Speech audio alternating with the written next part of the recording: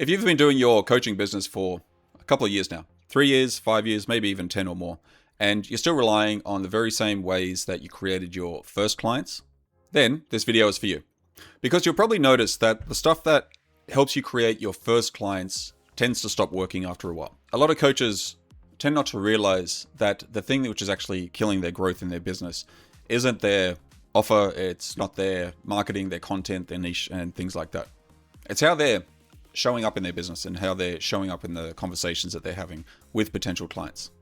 So today, I wanted to give you 3 business tips for a coaching business that actually work when you're past that beginner stage. So this is what I see all the time. A coach, good at what they do, loves coaching, passionate about coaching, passionate about serving people, has got some clients, they're actually getting some results, but the business side is a grind. It's a daily grind, and it takes away a lot of the passion for the coaching work because they have to keep doing the business side.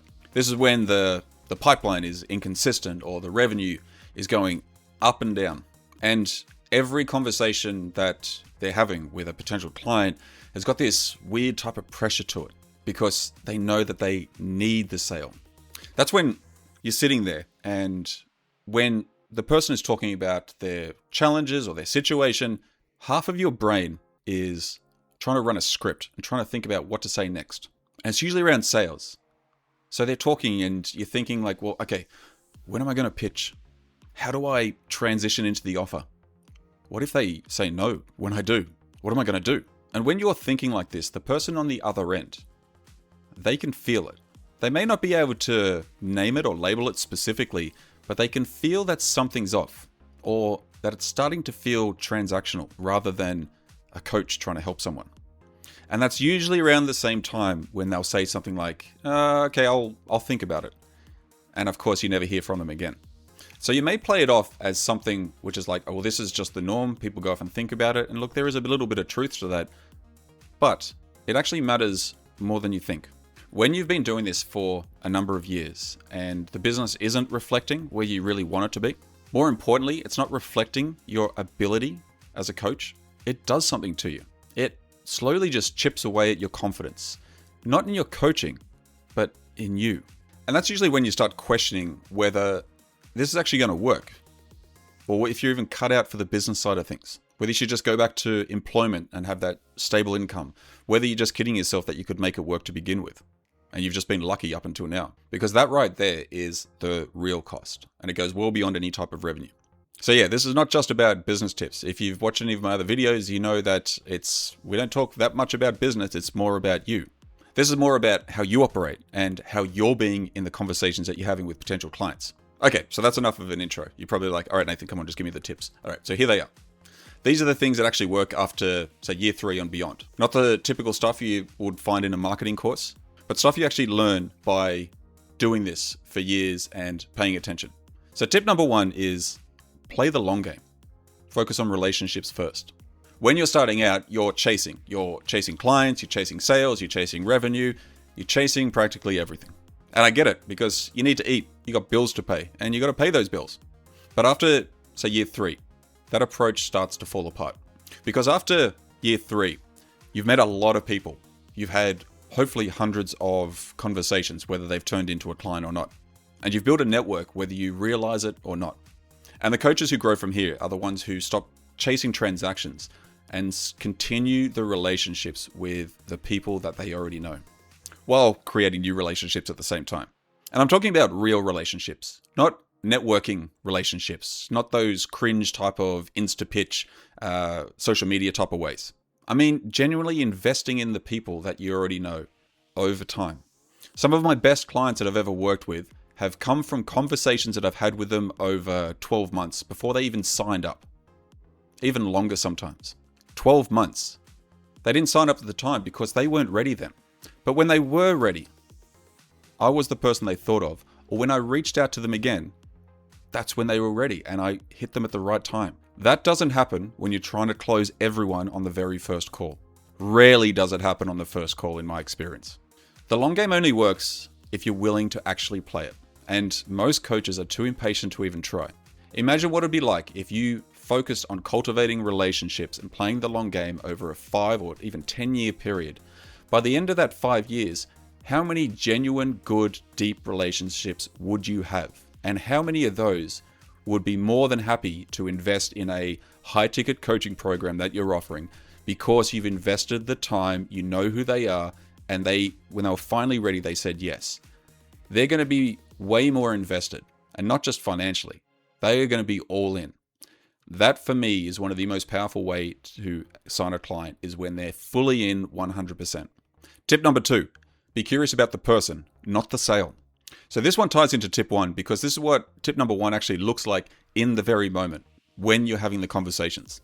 When you're talking to someone, a potential client, maybe you met them at an event, maybe you already engaged with them in DMs, wherever it is, your first job is not to figure out whether they're going to buy from you or not. Your job is to be genuinely curious about them. What are they about? What's their business like? What do they do? What do they actually need? What do they want? Like, what are their goals? Where are they stuck? What's their biggest challenge? What do they like to do on the weekends? What are their hobbies? And this is not so you can pitch them. This is so you can understand them. Because when you're coming from insta-pitch mentality, they feel it. They feel the difference between someone who's genuinely interested in them and someone who's just trying to sell them. Someone who's only interested in their wallet. I mean, we all get enough of those already, whether it be from cold calls or insta-pitch DMs or whatever it is. So do you really want to fall into that bracket and be considered one of those people?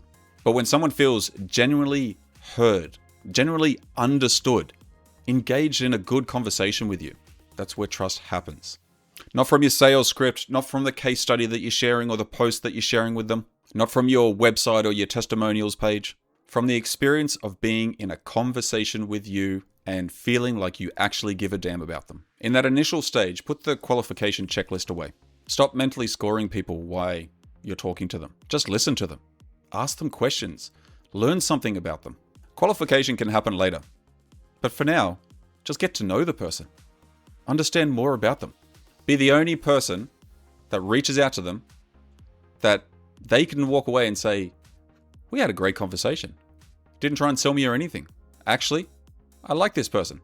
Okay, tip number 3.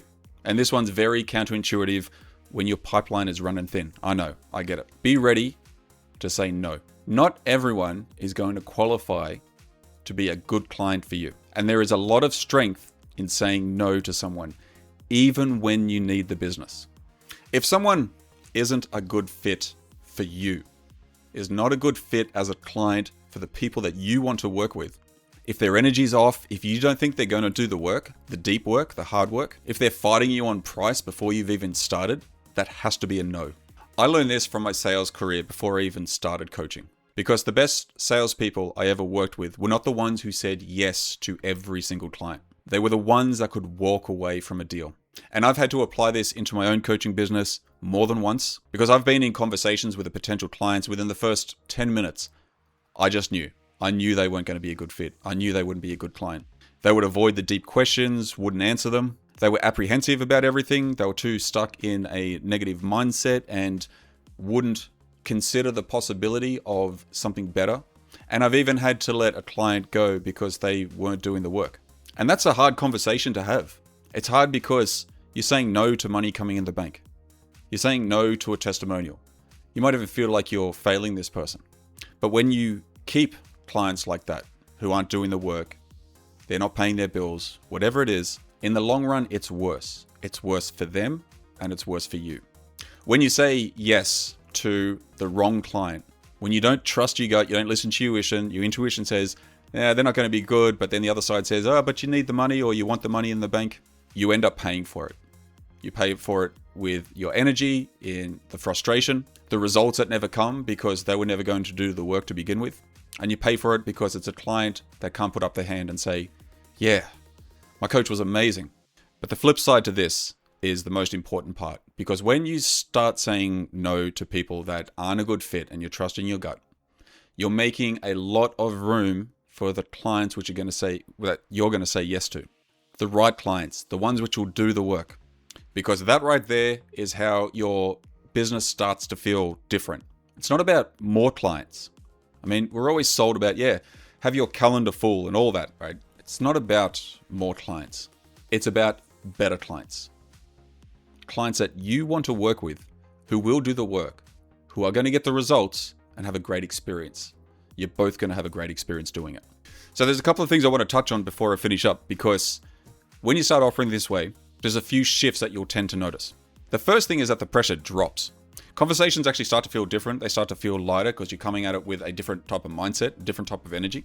Because you're not trying to convert anyone anymore. It's not about the sales anymore. You're just having a real conversation with someone, and you know that you're playing the long game. So the result of this conversation is practically irrelevant because it's just to have a conversation, get to know someone. But then you'll notice that as you keep doing this, more people start coming back to you. Or when you reach out to them again as a follow-up, they're more engaged.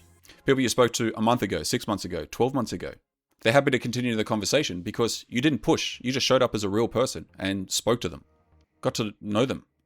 But then when someone comes back and they sign up as a client, they're a great client. Like, they're all in. They do the work. They get results because you chose them just as much as they chose you. Now, I wanted to share those tips with you because they're learned from my own experience, and I used to do the exact same thing I'm telling you not to do. Early on in my coaching career, I used to try and sell people on the very first call, get them to the point where I want to pitch them, close them before they left the Zoom call. Rarely did it work because it was too salesy. They could feel it, too pushy. They knew, I knew as well. But there was something that my own coach shared with me that really helped, and I think it's a great mentality to think about anytime you're speaking to someone. People hate to be sold to, but they love to buy. When someone sees the value in what you do and they feel understood and there's a relationship there, when they trust you and when they're ready, they will be happy to buy from you. They'll be excited to hire you. And you don't need to convince them. You just have to create the conditions where they will convince themselves that it's a good idea for them, it's a good decision for them. And that only happens when you play the long game, you stay curious about the person you're speaking to, and you've got the backbone to say no when it's not a good fit. Thanks so much for watching the video. I really do appreciate it. If you like the video, give it a like on YouTube. Leave a comment below. I'd love to know your thoughts and let me know what part of it actually resonated with you, if any. And please subscribe to the channel if you haven't subscribed already. I'd really appreciate it. If you know another coach or a consultant where you think this may actually help them in their business, I'd appreciate you sharing it as well. My goal is to serve coaches. I'm on a bit of a mission to help coaches get out of their own way so they can be more powerfully serving their clients. And if you can help me do that, I'd really appreciate it. Thanks again, and I'll see you in the next one.